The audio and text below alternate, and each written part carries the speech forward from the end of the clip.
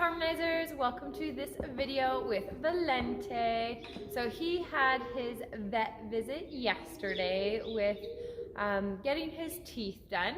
So vets are still considered an essential service, so they were still able to come out and do some work, but they also needed to come out because Kaibu had his follow-up appointment. So Kaibu had his dental surgery a little while ago, and he had follow-up appointment to make sure everything was going well after his tooth was extracted, because he presumably got kicked in the face. It was shattered and had to be all pulled out, and it's kind of a long thing.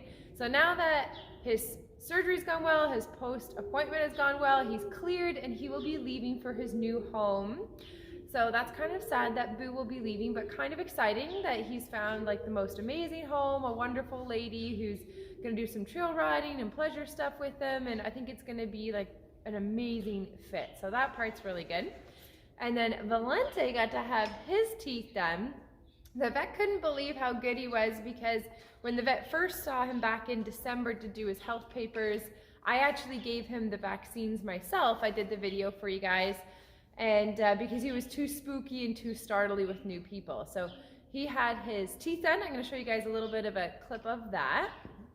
And then they also looked for the wolf teeth, and I'll be showing you guys that. The wolf teeth sometimes can interfere with a bit. So the point of kind of today's video is, hey, don't you paw. The point of today's video is about understanding what's in your horse's mouth, and that before you use a bit, to check your horse's mouth and to look for wolf teeth and see if there's anything that could be in the way. So as you guys know, I've been riding Valiente exclusively bitless or bridleless, and bitless is totally my first way that I like to introduce horses to riding. It's easier for them because all the groundwork is done in the same halter. I can just attach the reins to the side. All the pressure points stay the same. So it's really, really easy for them. And he really doesn't need a bit. There's nothing that says that he should need a bit.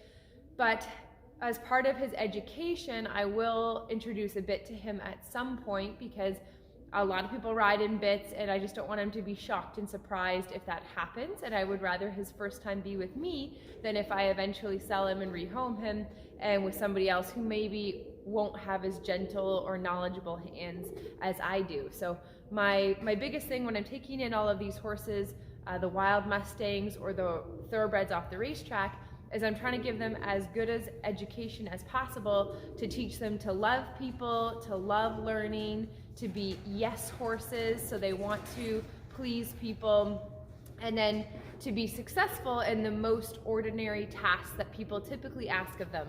The better educated I can make my horses, the more likely they are to have amazing homes, because the reality is that there are simply too many horses in this world. A lot of people are overbreeding, or there are too many Mustangs, and so a lot of horses are being collected, and the reality is that a lot of horses end up going for slaughter, which is super sad, but it's just a reality of the world. And so the way that I try to help horses is, typically the horses that go to slaughter are the horses that are not sound, they're broken for some type of reason, or they're considered unmanageable, or don't have a purpose, don't have a job, can't be safe to handle. So the more that I can create a horse that's gonna have the qualities to be loved and cherished and be safe for people and comfortable to work with, the more likely they are to have a lifelong home. Of course, I've talked in previous videos about what I put in my contracts and how I follow up with people along the way to ensure my horses have a good home. But number one is making sure they have a good education. So being able to ride in a bit is part of that education. Now, another little thing that's come up about Valiente is we've seen him sometimes do this thing where he kind of chews on his mouth, kind of like, and he's done it while standing on the cross ties here. And so I wasn't sure if the vet would find anything with his teeth, and the vet found nothing. So what I suspect that is just him being an introverted horse and kind of releasing adrenaline, because sometimes horses do that, so they don't always lick and chew the same way. And so I think that for him is just his way of release and getting himself to have a little bit of endorphin release and getting off of that adrenaline. So would love to hear if you guys know of other horses that kind of do that inside chewy tongue thing. And clearly not, you know, always something super stressful for him. We're just standing here on the cross ties because he just had his teeth done and he had his wolf teeth pulled. He has little holes from where his wolf teeth were, and he's not able to have treats right now. And he's got these little holes that have to heal. So he's got 5 days or so of no grain. He's getting antibiotics as a preventative measure. And so I'm using my Bemer mat as a tool to help heal, because it's a tool that increases microcirculation, and so it's going to speed the healing process a little bit more, and we're using that to help him. It's got a kind of electric signal in it that causes your circulation to improve on the micro level, so getting into the capillaries, the deeper level of healing. So some pretty cool stuff. Let's take a look at some footage of Valiente with the vet and his wolf teeth, and we'll take a look at his Bemer mat.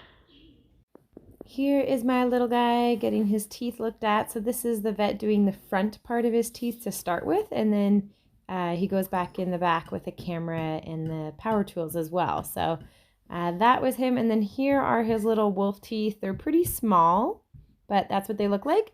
And then I just wanted to throw in a little clip before he got his teeth done, the day before he did his trail ride. Sorry, a little Evelyn in the background there. And he was a super rock star. All right, back to the video. So Mr. Valiente is wearing the Bemer mat. It simply goes on kind of like a blanket. It's got a little clasp at the front, at the side, and then it's even got little leg straps that we can put on. To turn it on, it's flashing red because it is low battery, because I use it so often. But there's 3 different settings: low, medium, high.